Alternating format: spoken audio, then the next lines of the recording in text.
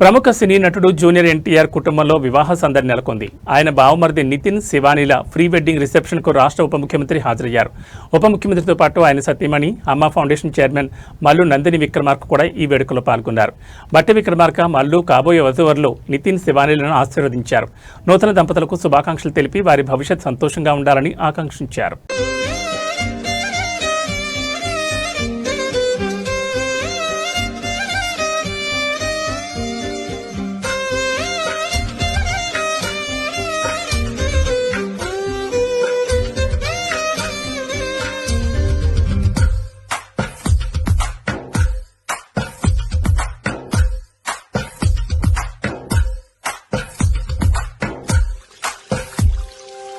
తందానే తందానే తందానే తందానే చూసారా ఏ చోటైనా ఇంత ఆనందాన్నే తందానే తందానే తందానే తందానే కన్నారా ఎవరైనా ప్రతిరోజు పండగనే.